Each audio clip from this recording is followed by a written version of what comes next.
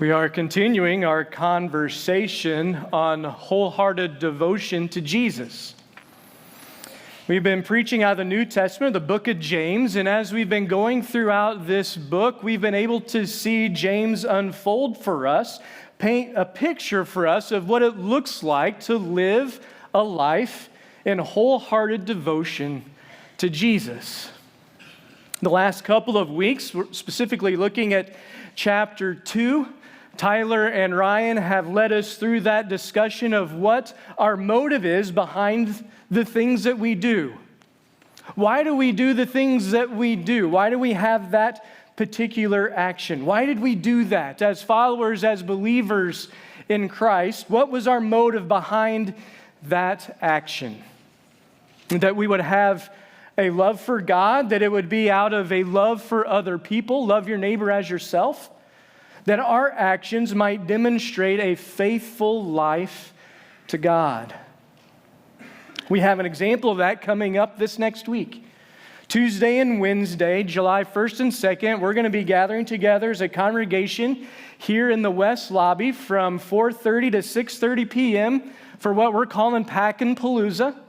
An opportunity for us to gather together to pack 1,000 Operation Christmas Child boxes and then them being sent to hard-to-reach countries around the world.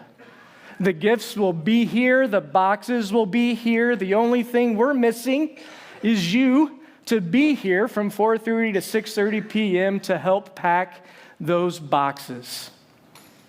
And when we're done on Wednesday, we would be able to step back and look at this huge pile of boxes that are going to be sitting there in the lobby, and we can think, man, what a great job we have done.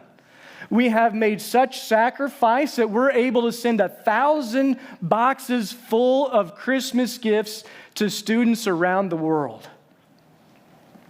And that would be great. But I don't think that's what God's looking for in our motive for coming here and packing 1,000 boxes.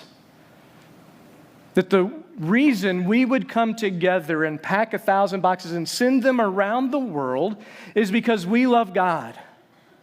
It's a response to the love that we have for Him and the love that we have for those that are created in His image. And that we would be able to step back on Wednesday and see those 1,000 boxes that are standing there and say, look at how this group loves God. Look at how much we love people that we've never even met, people that we may never meet. And yet through these boxes of gifts, they will have the opportunity to hear the story of Jesus in their own language. That's a motive God can honor. And that's a motive that God will honor. And so please come Tuesday and Wednesday this week, 4:30 to 6:30 p.m., and help us pack boxes and that these students would get to know Jesus. But that's not where James stops in this conversation. He continues to take it even a step further as we move into chapter 3. James chapter 3, it's there in those Bibles that are under the seat in front of you. It's page 1114. But he moves into another idea, this other concept of questioning or what is the motive behind our words. Why do we say the things that we say? Or do we even think about it? Do we even think of the purpose behind the conversations that we're having, the words that we're using? Some of us, I know we don't. We're talking just because there's silence in the room, and there can't be silence, so we have to fill it, and so we just start talking. But James is asking us, why are you saying the words that you say? Why are you having the conversation that you are having? Why are you responding verbally in such a way? Is there a reason? Should there be a reason? It's because words have the power to give life and death. Words have the power to give life and death. Proverbs chapter 18, verse 21 says, "Death and life are in the power of the tongue." Our words have the ability to build other people up, and our words have the ability to destroy them, to tear them down, to push them down. And not only that, but our words reveal our hearts. Back in James chapter 1, verse 26, James said, "If anyone thinks he is religious and does not bridle his tongue, but deceives his heart, this person's religion is worthless." Jesus put it this way in Matthew chapter 12, verse 34, "For out of the abundance of the heart, the mouth speaks." So not only can my words bring life and my words bring death to others, what it does, it reveals what is in here.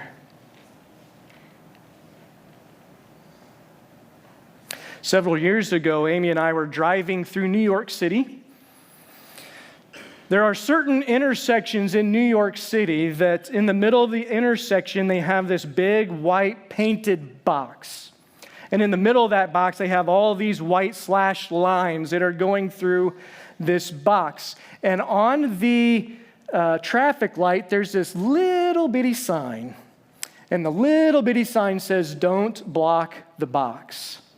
Maybe you've experienced that as you've driven through New York City. We were driving through, I was driving, we went through this intersection. We got stopped because up ahead there were a bunch of police cars.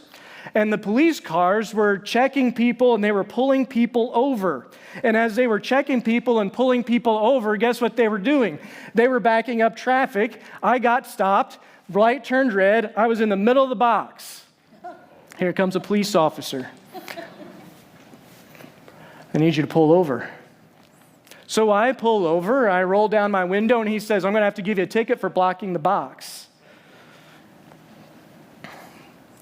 So then I gave him everything that I think I could give him as a response. Are you kidding me? There's absolutely no way you should be giving me a ticket. This was your fault. This was your guys' problem. I wouldn't have been stuck in it. And just unloading as best as I know how onto this police officer who's giving me a ticket. And he's just standing there, like in one ear, out the other. Like it doesn't faze him at all. He's just writing the ticket. He writes the ticket. I'm still like, "What are you talking about? There's no way." He hands me the ticket, starts walking away, and I start rolling up the window. And as I'm rolling up the window, Amy, sitting in the passenger seat next to me, leans over and says, "Thank you." I'm like, "Don't thank him. What are you doing? This is his fault."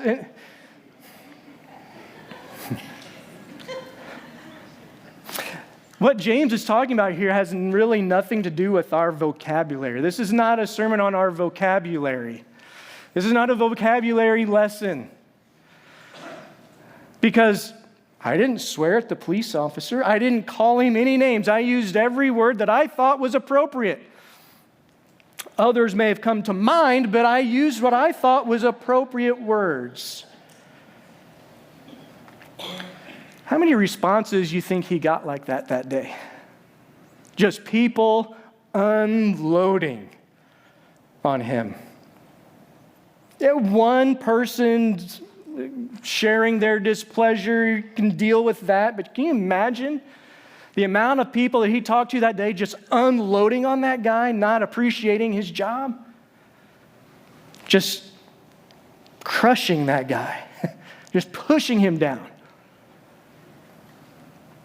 See, I didn't call him any names. I didn't use bad language, but what I was doing was I was revealing what was in here. And then he got a thank you on the other side. How many of those do you think he got that day? Our words have power. They have power to give life. They have power to raise people up, and they have power to destroy. They have power to give death. They have the power to just crush people. And sometimes it's why we say them.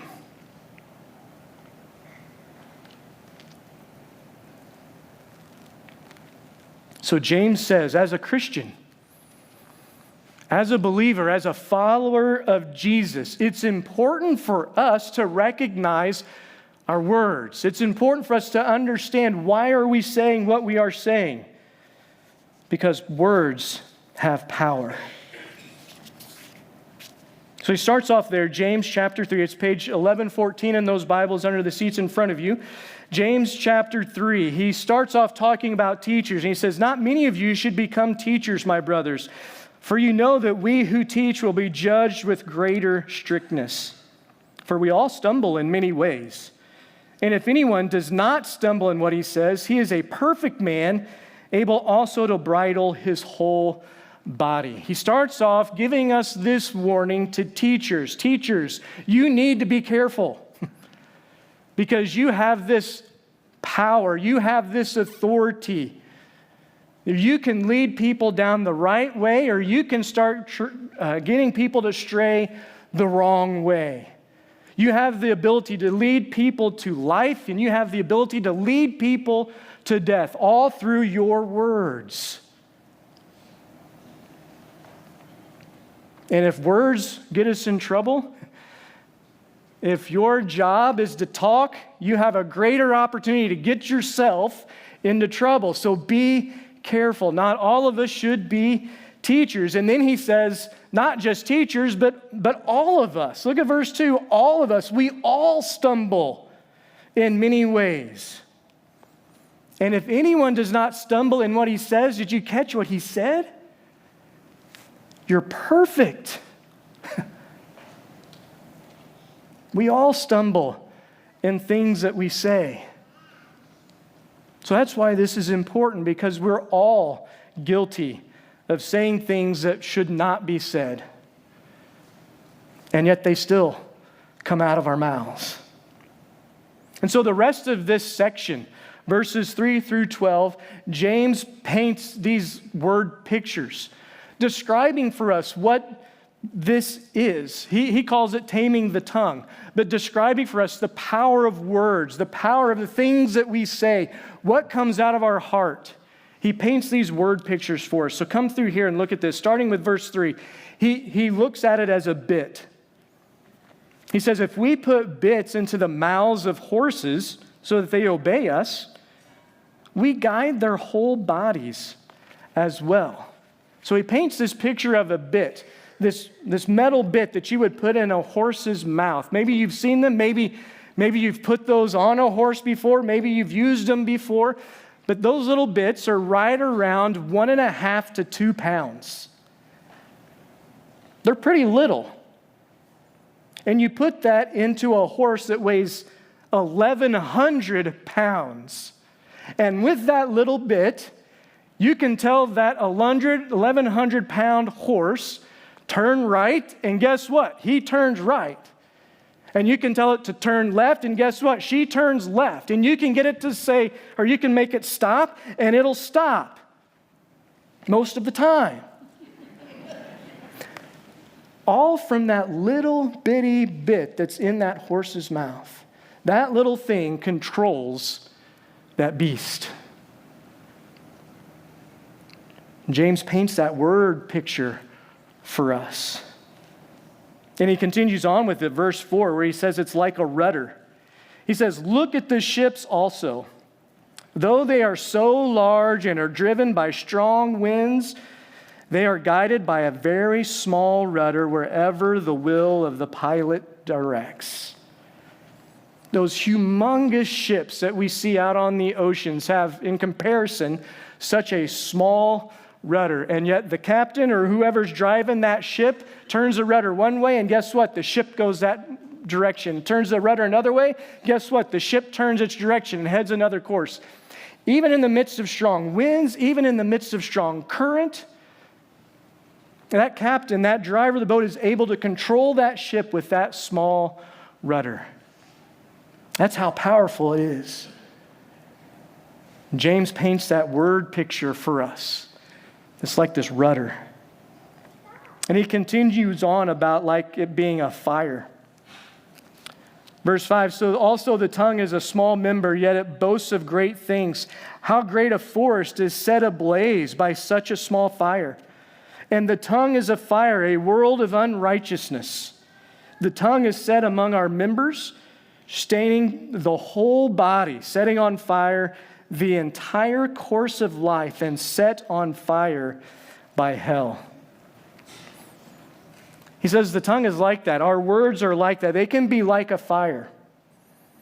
And as small as they may seem, as insignificant as they may seem to me, they can cause widespread destruction. If you have that word picture, that image of the forest fires that have been burning in Canada, you have those images of the fires that were burning in California and the communities that were devastated by that, all from at some point a little spark, a little fire that started all of that destruction. And James uses that word picture for us. The power, the significance behind our words and what it can do. And then he compares it to a wild animal. Look at verse 7 through 10. For every kind of beast and bird, of reptile and sea creature can be tamed and has been tamed by mankind, but no human being can tame the tongue. It is a restless evil, full of deadly poison. With it we bless our Lord and Father, and with it we curse people who are made in the likeness of God. From the same mouth come blessing and cursing. My brothers, these things ought not to be so. He talks about it being like these wild animals that we would find out in the jungle or out in the wilderness somewhere. And he says that mankind has been able to tame those. And if you think about it, we have. We've been able to tame all of those wild beasts. If you think about the circus, or if you think about different entertainment shows like that, you see this lion that comes out on stage, and this person comes out with a hoop, and he lights the hoop on fire and holds the hoop out, and this lion just comes running and jumps through the hoop, goes down, turns around, they call him again, the lion comes up, jumps through the hoop, and off stage they go. And you're like, this is the king of the jungle. He just made a jump through a hoop. Or they'll have a big brown grizzly bear out there on stage, standing up, showing how big it is, how mighty it is. And then they bring out this little ball, one of those white and red striped balls, and they roll that ball out there. The bear gets on this ball and just starts rolling the ball around, walking on this ball all over the stage. Like, this is a huge, ferocious grizzly bear, and they've got it walking around on this little ball. Or they'll bring out an elephant, and they'll tap the elephant, and it stands on its hands. Like, how on earth is this possible? Mankind has been able to tame the most ferocious beasts that we know of here on earth. And James says, but not this. Mankind has yet been able to get our tongues under control. We have yet to be able to praise God and then not curse that in which He created. And he says, brothers, this shouldn't be. And so then he continues with that picture, that word picture, verse 11 and 12. He uses a spring and then a fruit. He says, does a spring pour forth from the same opening both fresh and salt water? He asks the question, is that possible? Well, no, we know the answer to that. No, that's not possible. Can a fig tree, my brothers, bear olives, or a grapevine produce figs? No. We know the answer to that. No. Neither can a salt pond yield fresh water. It's not possible for a spring to produce both fresh and salty water. It would take a miracle for something like that to happen. And yet that's what comes out of our mouths every day. We're here praising God, we're here worshiping God, and it'll be a surprise if we're not cursing something by the time we get out of the parking lot.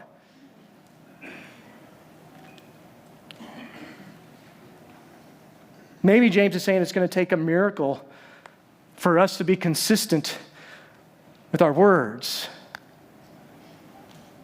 We expect figs to come from fig trees. We expect grapes to come from grapevines. Sure, nature reproduces after its kind. Our tongues, as followers, as believers in Jesus, we should be consistent in our speech and how we talk to one another.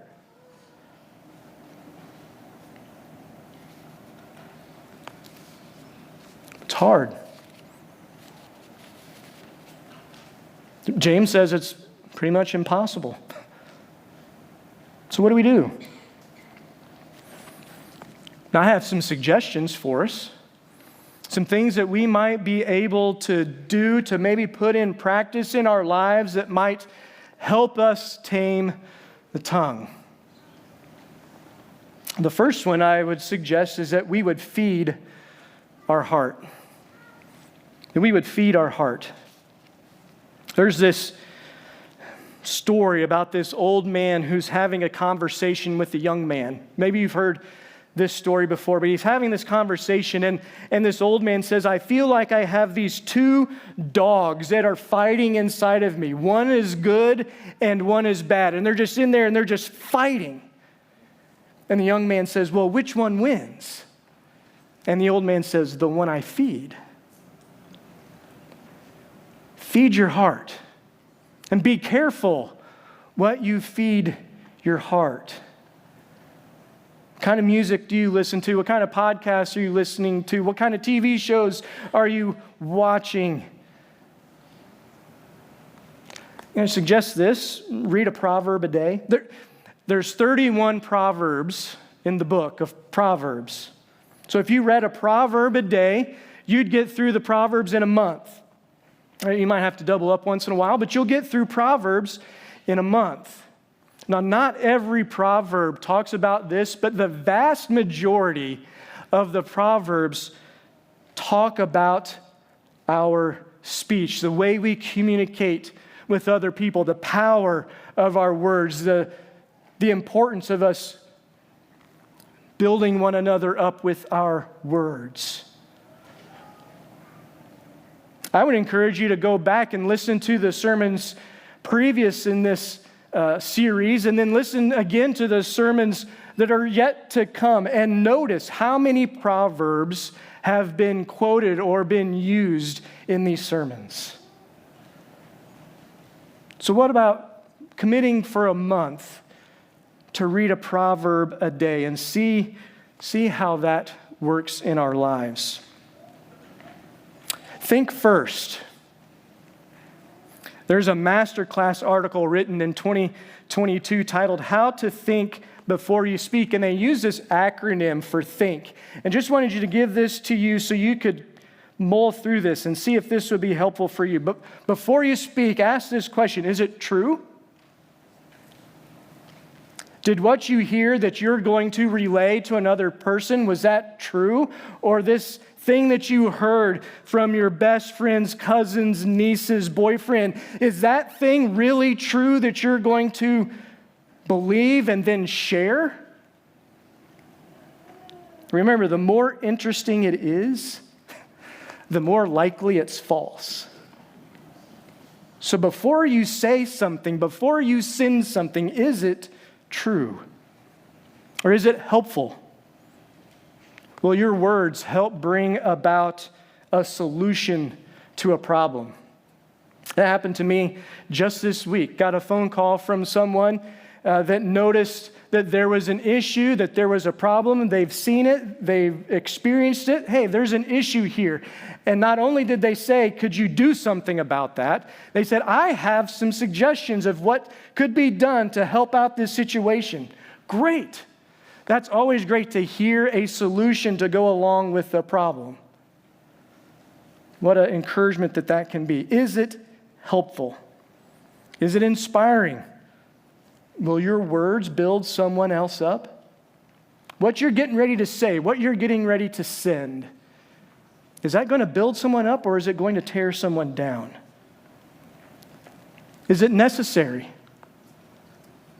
Do we need to say anything at all? Do we really have to say what we're wanting to say? Or can it just be left alone? And is it kind? Are your words based on a desire to help? Are you really trying to be helpful, or are you just wanting to get your opinion, your idea out there? Is it kind? Third suggestion, this one's my favorite one. Talk less.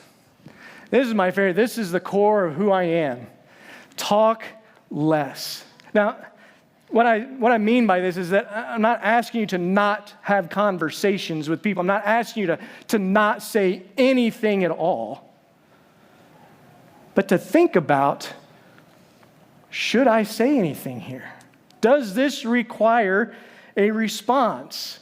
Or is this the right response I should be sending or giving? There's this story of a woman who got sick, and she went to the doctor, and the doctor said, well, the only way we're going to be able to cure this is you're not going to be able to speak for 6 months. And the only way you're going to be able to communicate with other people is you're going to have to write everything down, or you're going to have to type everything out and show people what you're wanting, what you're needing to communicate. And so for 6 months, she didn't say a thing. She wrote everything down. She typed everything out. And after 6 months, she was cured. It worked. And so they came to her and asked her what it was like to only communicate with writing. And she said, you'd be surprised how many notes I would crumple up and throw into the trash before I gave them to anyone. Seeing my words before anyone heard them had an effect I don't think I will ever forget. Do you really need to say it? Do you really need to send that? Now, I know some of you are very verbal. When something happens, when you get wrong, when somebody does something against you or someone that you love, you have to just say it. You have to get it out. You can't swallow it and push it down because it causes all kinds of problems. So you've got to get it out. Okay, get it out. Write it down. Send yourself an email or a text. Go out in the woods and yell at the squirrels. Do whatever you need to. You can get it out. But do people need to hear it? You can write it down and crumple it up and throw it away. You can send yourself an email and then send it to the trash bin. Does it really need to be said?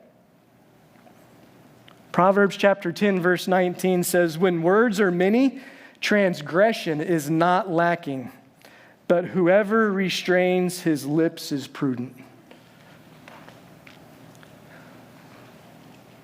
And then be encouraging. Be an encouraging person. Now, we're going to have to be deliberate about it. We're going to have to do that on purpose because we're not naturally encouraging people. At least most of us are not naturally encouraging people.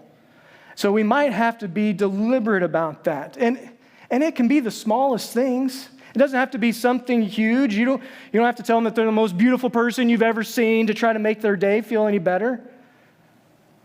I had a birthday a couple of weeks ago, and we celebrated it with the Sunshiners here on a Thursday.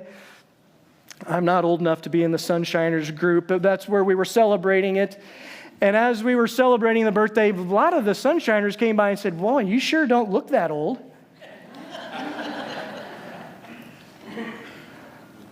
Felt good. Whether it's true or not, felt good. Something simple.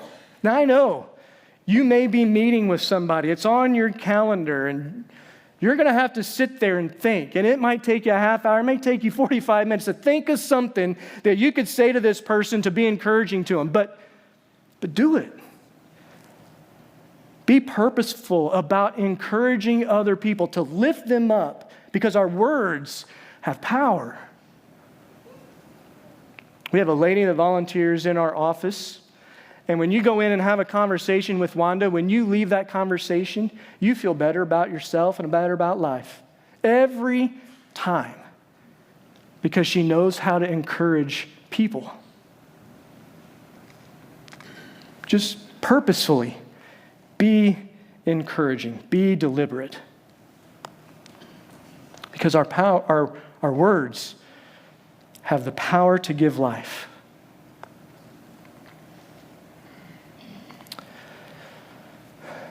I'm a DIYer. I like to do-it-yourself projects. Always have some kind of a project going, whether it's a project at home. It might be a project around here at the church building. It could be a project at one of your houses. But I love to do DIY projects. And one of the best things about a DIY project is when you're done, when you complete it and you're finished with this project, you get the opportunity to take a step back and look and see, man, that looks good. Did a good job on that one. I like that. Feels good. What's even better is when somebody else comes by and sees it and says, wow, look at that. You did well. That looks good. You're like, yeah, feels good.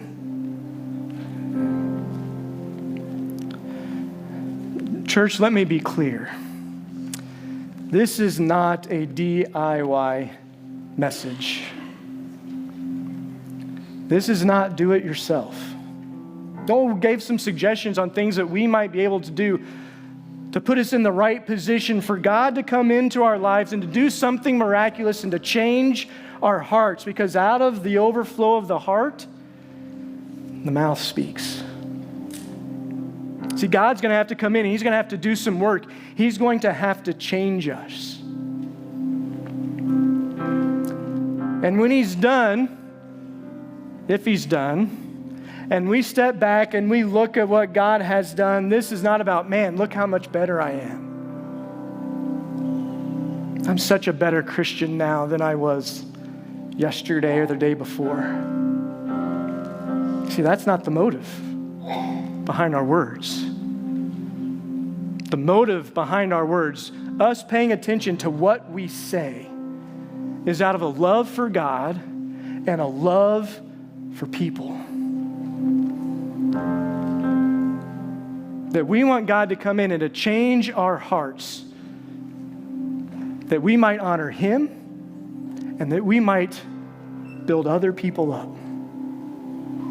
Because our words have the power to give life.